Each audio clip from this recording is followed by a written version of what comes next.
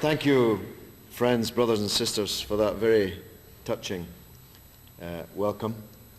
I may say, if I can't rely on my own wife to tell nice stories about me, but I'm glad that she did. I should say that she is a Palestinian and therefore one of life's pessimists, and she did not believe, and probably because I've been unable to phone her, still does not believe that the United States government would allow me to cross the border this morning to speak with you. But I told her she was judging the United States just a little too harshly, though with reason, to which we shall return.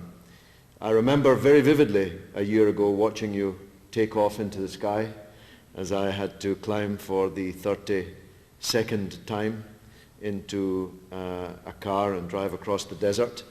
The reason I was refused access to the plane was because the Jordanian Airlines telephoned the United Nations in New York, who refused to let me onto the plane because I was not, quote, a humanitarian visitor, unquote, so much as a political agitator. Well, I plead guilty to the latter charge, though I like to think that it does not preclude being guilty also of the first. But your delegation was a very important one.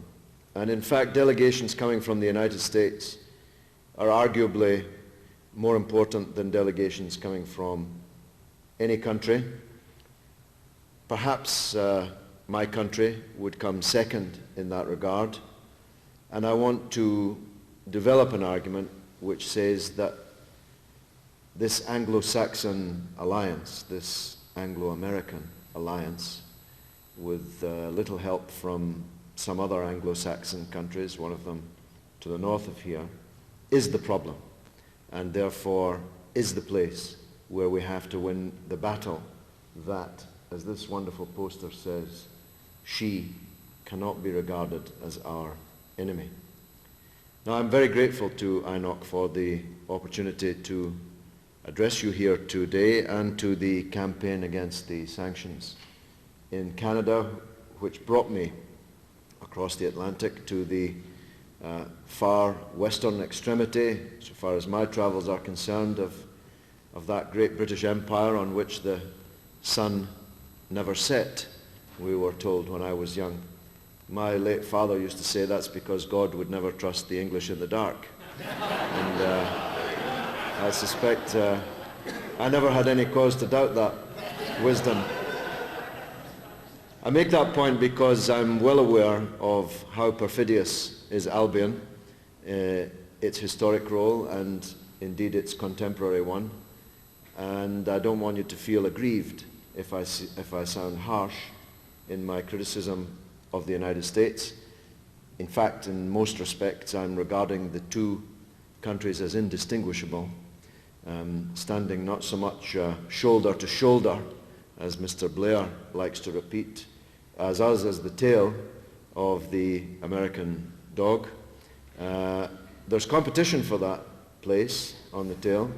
I think Canada's probably jostling us for it at the minute. But as we will find, and as I will develop, the tail never wags the dog. The dog always wags the tail. And that will become important when we look at the next steps in the so-called war against terrorism, the Operation Infinite Justice, Operation Enduring Freedom. I'm not making this up, that's what the war's called, Operation Enduring Freedom. Now, you might have thought that it was increasingly incongruous to call the savagery that's going on in Afghanistan anything to do with justice or freedom. You might have thought that when you saw the killing of, by American estimates, American academic experts who've spent a lot of time studying it, who tell us now that more than 3 times as many innocent Afghans have perished in the 100+ days of war than innocent Americans who perished in the attack upon the Twin Towers. You might have thought it incongruous when you saw the prisoners chained, shackled, with hoods over their heads and sedatives forcibly administered coursing through their veins, being bolted to airline seats for a 20-hour airplane ride, not even allowed to leave their seats to relieve themselves, having to do it in their clothes where they sat, and then led off the planes and put in cages open to the elements. Where? In a country which itself has been on the receiving end of a 40-year terrorist campaign, mounted largely from the United States, financed largely by the United States. You might think that's the ultimate incongruity, that a war against terrorism could end up with prisoners being taken and explicitly described as not prisoners of war, even although the United States declared that it was a war they were fighting right from the very beginning, explicitly stated that these prisoners would not be treated according to the Geneva Convention, which presumably we must infer means they're going to be treated less well than the Geneva Convention, as opposed to extra benefits on top, which means, of course, that the prisoners will be treated less well than Adolf Hitler treated American, British, Canadian prisoners of war in the Second World War, because they were treated according to the Geneva Convention. And when you put it like that, you might think it's all very incongruous.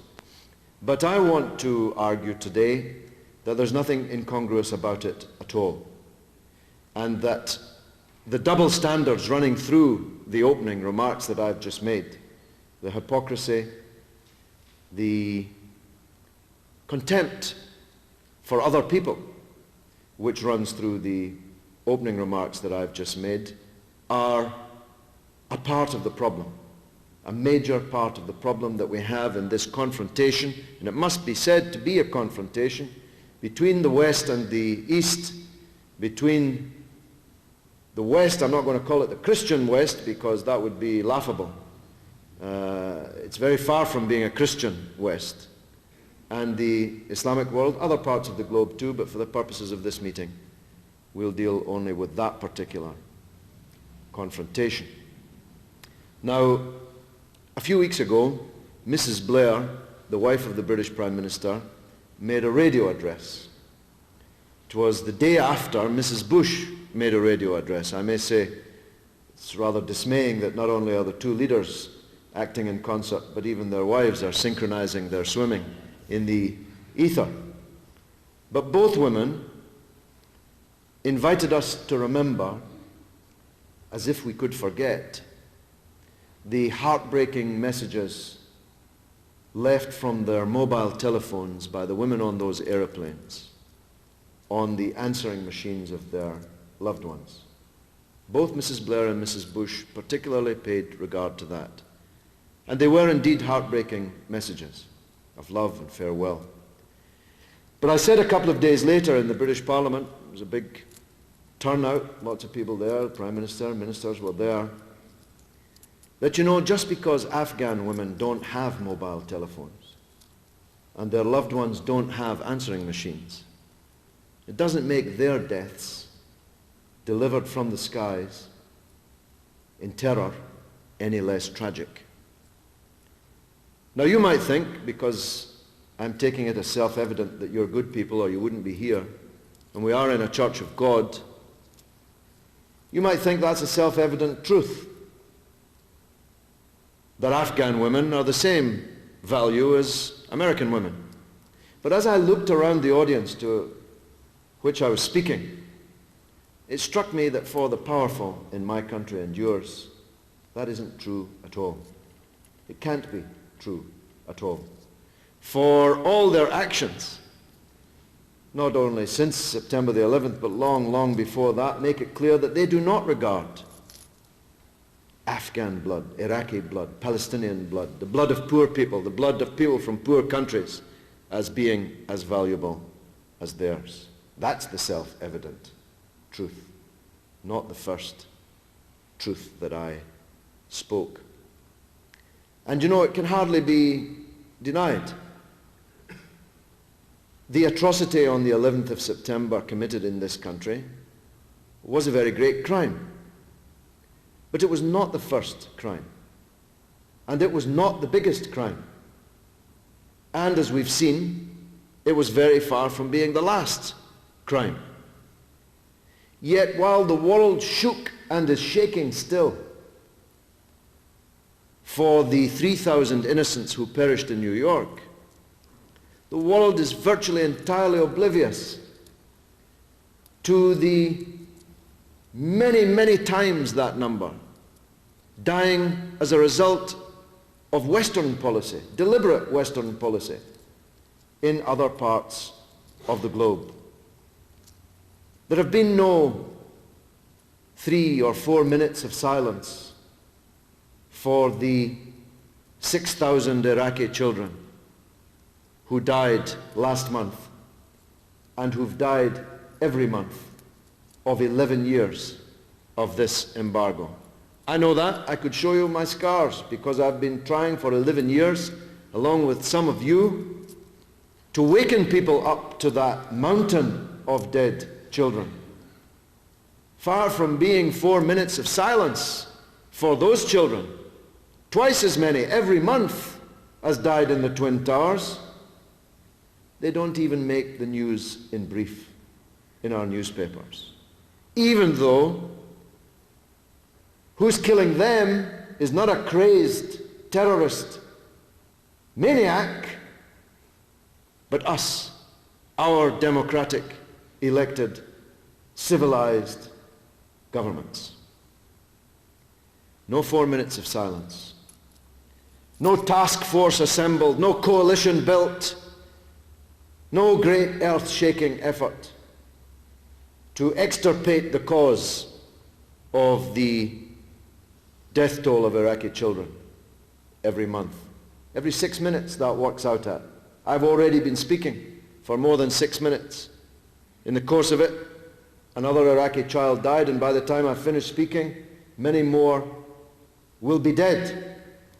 And our countries, who are causing the slaughter, simply turn their faces away, pass by on the other side of the road, except where we pause to give the dead and dying a kicking as we go past. Now, for the avoidance of doubt, because I'm here in the United States and I want to get out in one piece, let me make one thing abundantly clear. Osama bin Laden has absolutely nothing to do with me or my political perspective. As a matter of fact, I despise Osama bin Laden and the obscurantist, medieval, reactionary interpretation of Islam which he has come to typify. The difference is I've always despised Osama bin Laden. I despised him when the British and the Americans were giving him guns and money. Some of you may raise an eyebrow at that. Let me tell you that the bodyguards of Osama bin Laden were trained in what can only now be described as a terrorist training camp near Fort William in the Scottish Highlands by the SAS, the Special Air Services, the very same SAS who are now hunting for him in the Tora Bora to kill him. If you'll allow me to quote myself, I said in the House of Commons 2 days before bin Laden and the other so-called Mujahideen drove into Kabul in triumph, I accused the then Conservative government of having opened the gates for the barbarians. And I said that a long dark night would now descend upon the people of Afghanistan. And so it came to pass. So I never accept any lectures from anyone about Osama bin Laden. But we have to face some very uncomfortable facts, and especially here in this country, which is striving might and main, shaking the earth, as I've said, dropping 4 days ago more bombs than on any other day of the war so far, for those of you who think it's winding down. They're doing everything they can to capture and kill Osama bin Laden. You have to face the uncomfortable fact that bin Laden slain by an American bomb or bullet may well prove more dangerous than bin Laden alive. Because so deep is the swamp of bitterness and hatred against us which exists in many places, but for the purposes of this talk, I want to deal with the Islamic world, which I know well. So deep is that swamp of bitterness that already in the last 100 days we created 10,000 more bin Ladens. And when we kill this one, we'll create 10,000 more. Because although these aeroplanes came out of the sky on September the 11th, they did not come out of thin air. They came out of real life, real hatreds, real causes and real effects. And when I saw the American people in their agony thrashing about for an explanation and coming up with explanations like they did this because they hate our democracy, they did this because they hate our freedom, they did this because they're jealous of us, my heart wept for the American people. For none of these things is the reason why this terrible thing happened. Now, as it happened, I was in Baghdad on the first day that the bombing of Afghanistan began, which happened to be the first day that Al Jazeera television broadcast the first videotape message from bin Laden, sitting in his cave with his Kalashnikov, talking straight to the camera. And I watched it in the lobby of a rundown hotel in Baghdad with a lot of other people, poor people, ragged people, shoeshine boys, men who bring the coffee, men with no jobs at all. And then the next day, going out of Iraq, I watched the same video being broadcast on the same station the next day in Jordan, at a truck stop, surrounded by a large crowd of people, the same kind of people. And then on the third day, I crossed into Palestine for a day, and in Jericho, I watched another group of people of the same kind watching the same video broadcast. And you have to know this.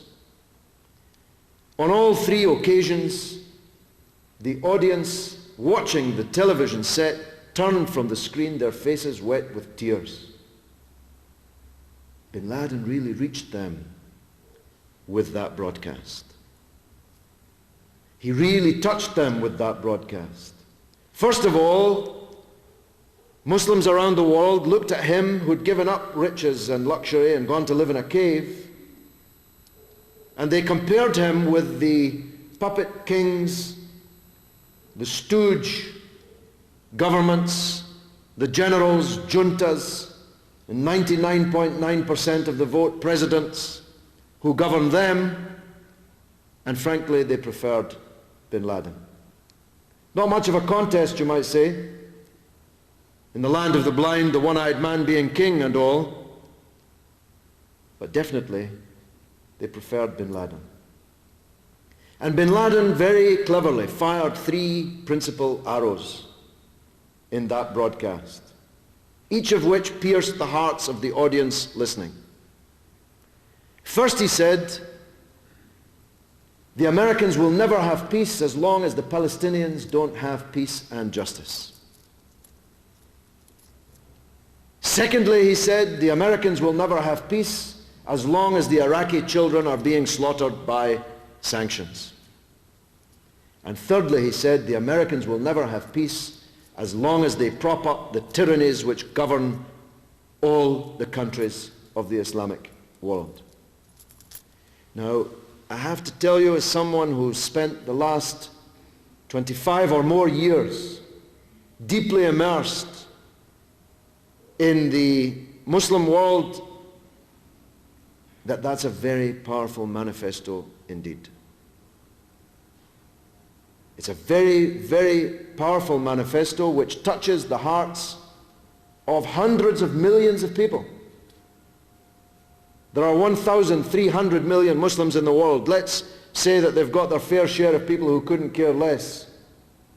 That still leaves hundreds of millions of people who burn with rage and indignation on these 3 points.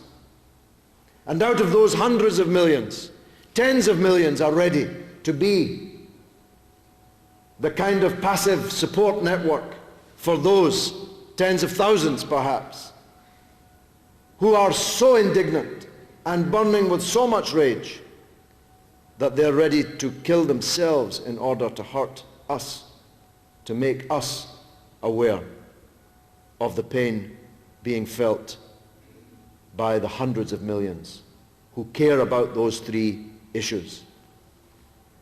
Now, many Americans have asked me, well, what should we do? How can we dissipate this rage around the world which exists against us? And I say, well, the first thing you can do is to try and begin the draining of the swamp.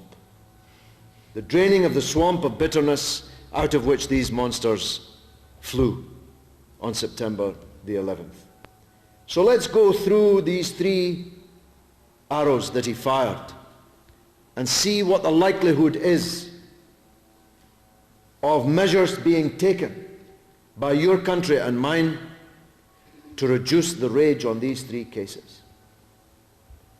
We have to face the fact that the Palestinian people have suffered in silence so far as the West is concerned, not since September the 11th, but for more than 50 years. Now, we're in a church, we live in a Christian country, so-called. I don't know about you. I don't hear many Christian leaders in my country expressing very much concern about their co-religionists, even amongst the Palestinian population, suffering. Never mind the fact that the holiest places in Christianity are today on fire. Manger Square itself, where Jesus Christ was born, is blocked by Israeli tanks. On Christmas Eve, buildings in Manger Square were on fire from Israeli shells. Jerusalem, in the Church of the Holy Sepulchre, children are shot down by Israeli soldiers almost on a daily basis. Are we doing anything about it? And this is a question America has to answer more than any other country in the world, because you have to face this fact that General Sharon is murdering the Palestinians with American weapons paid for by the American taxpayer in the huge billions of dollars subvention which goes from this country to that country every single year. And when Palestinian leaders are assassinated by helicopters, firing missiles, the helicopters are American helicopters and the missiles are American missiles, and the armed forces are paid by American money. And you expect to have peace? Is it expected that because we and our church leaders don't care much about what's happening in Palestine, that the Muslims don't care? That the Arabs don't care? That in their rage they won't, some of them, try to hurt us back for our absolute complicity in that crime? Well, we must have a very low opinion of them. We must think that they're people without brains or hearts or courage if we think that year after year they'll watch their own people being slaughtered with us as an indispensable accomplice in that slaughter and do nothing about it. Now, since September 11th, has anyone tried to rein in General Sharon? He's killed more Palestinians since September 11th. than before.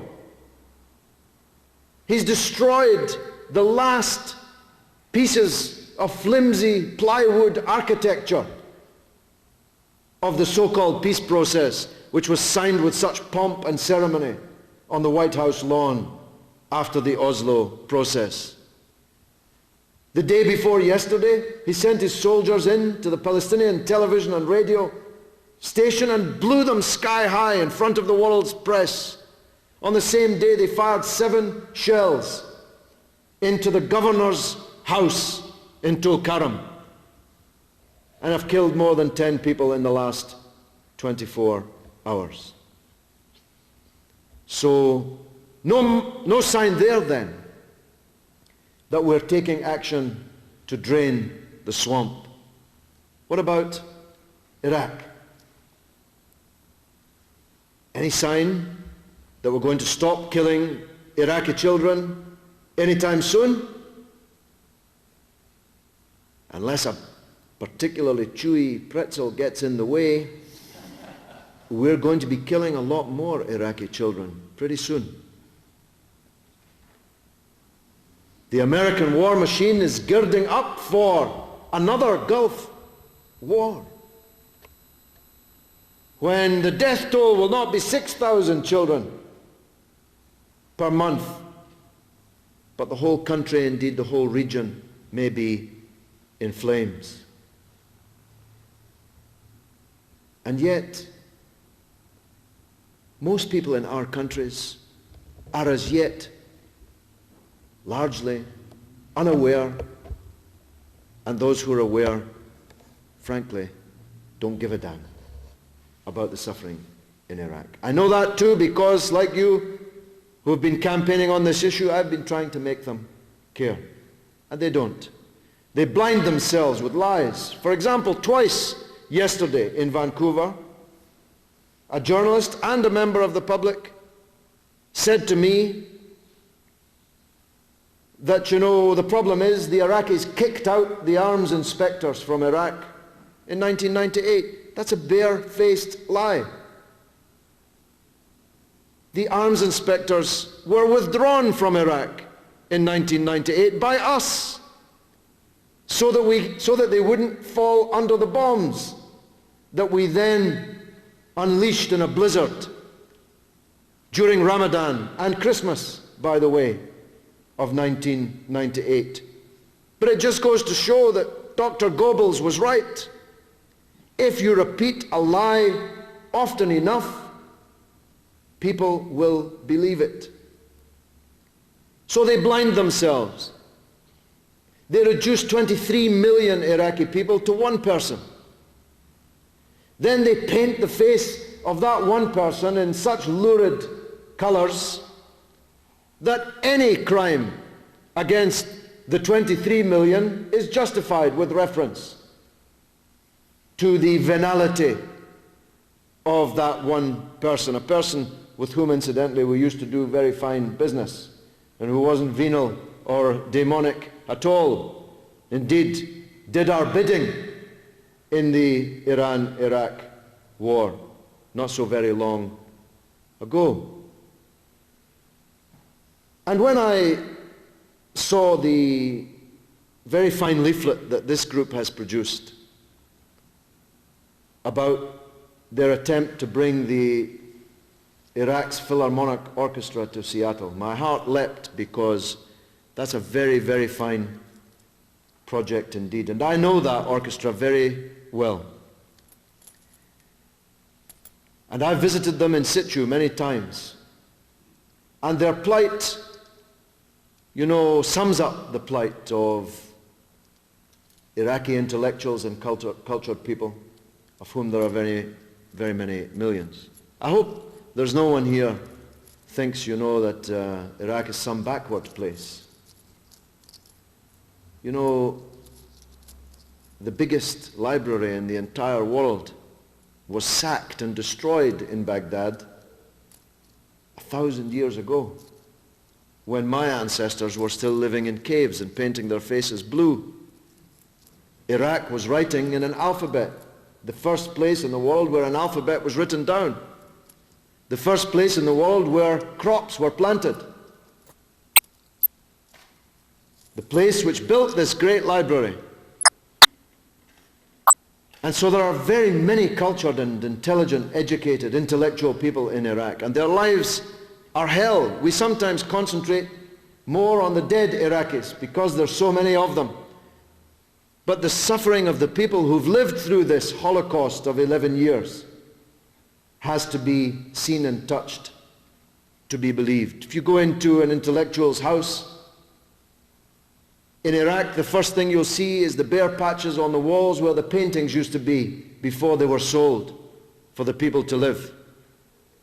The internal doors in the house have been taken off and sold. Very few houses have doors in them, inside. You'll see their bookshelves bare, where the books used to be that they had to sell in order for their families to live.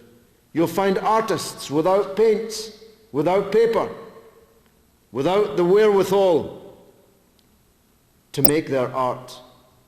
And you'll find the Philharmonic Orchestra with broken down instruments plastered together with sticking plaster and glue, with strings that can't be replaced. And you'll find men and women trying their best to dress as an orchestra should dress, and yet looking extraordinarily poor, shabby, and sad.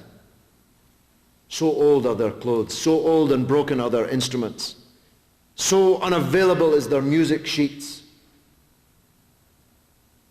And I think if you bring them here, they'll help to melt some of that ice which has been packed around the image of Iraq, and I commend you for that effort.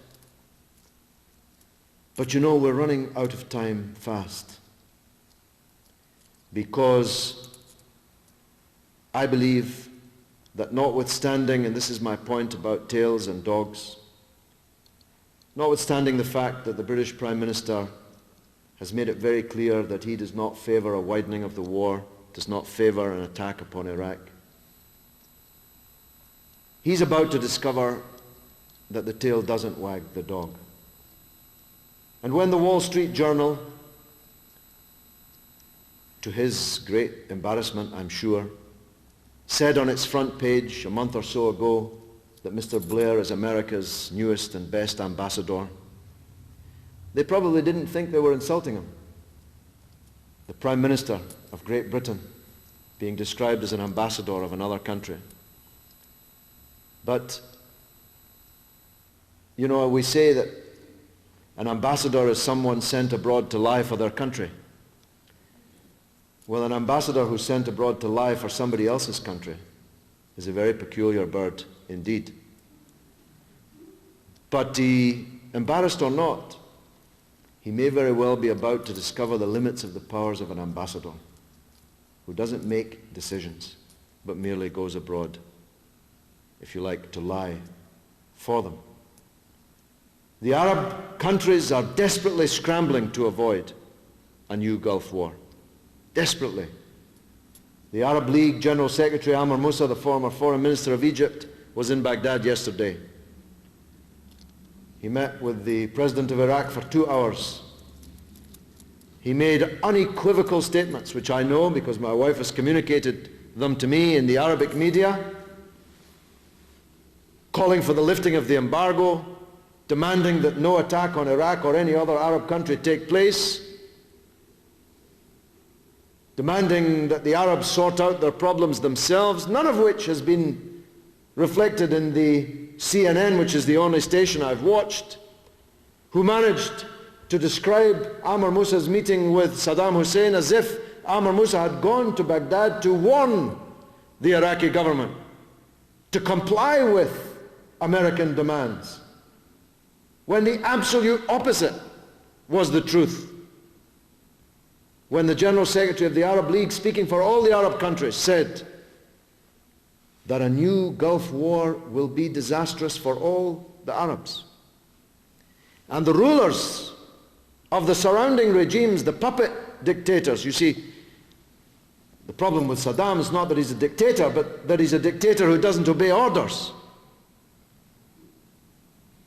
If you're a dictator who's prepared to obey orders, who's prepared to sell the oil at the price we want to pay so that we can all run around in our four-wheel drives at very cheap rates, if you're a dictator who's prepared to invest the petrodollars you make in our economies rather than your own, spend the petrodollars in our bordellos and casinos and property markets and arms bazaars rather than invest them in your own countries, you can be a dictator as long as you like.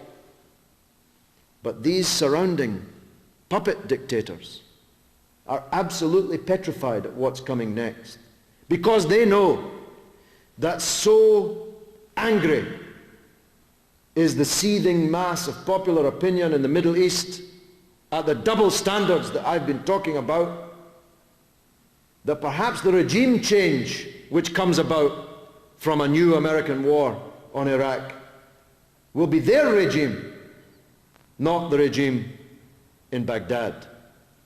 And I know because I've visited 2 heads of state in the Gulf in the last 3 months, and I can see the fear and anxiety in their eyes as they implore me to implore the British, to implore the Americans not to go down this disastrous road.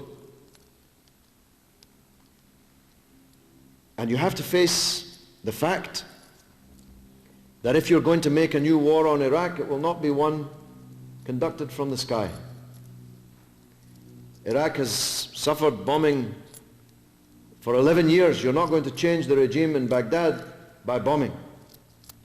You're going to have to put 100,000 or 200,000 Western soldiers, and I can tell you there will not be many volunteers from anywhere else, onto the streets of every village, town, city in Iraq, conquer it, then garrison it, while the flames lap all around you. And your people have to work out whether that's, to use the words of Madeleine Albright, and those words which will follow her to hell in another context, you have to work out whether that's a price worth paying. Whether you want to pay that price yourselves, whether you want your friends in the Arab regimes to pay that price, whether you want to add still further to the agony of the Iraqi people. And if you do you really think that'll make you more secure? Will it make more people or less people hate you, more or less intensely? Make it more or less likely that somebody tries to hurt you back one day, some way. You don't have to be Einstein to work it out. If more and more people hate you more and more intensely, you're in more danger, not less. And lastly, what of the third arrow? Are we doing anything to kick away the props that we've constructed around all these dictators and tyrants? No. We've actually corralled them all into Operation Infinite Justice and Enduring Freedom. Some of the most unjust and unfree countries in the entire world are members of our coalition. And we wave their presence like a flag, as if they spoke for their people, as if they were to face their own people, either in an election or one day on the streets, they would not be swept away by the hatred and bitterness of their own people. So that's why I say that bin Laden slain is not the end of the problem and may even just be the beginning of a much bigger problem.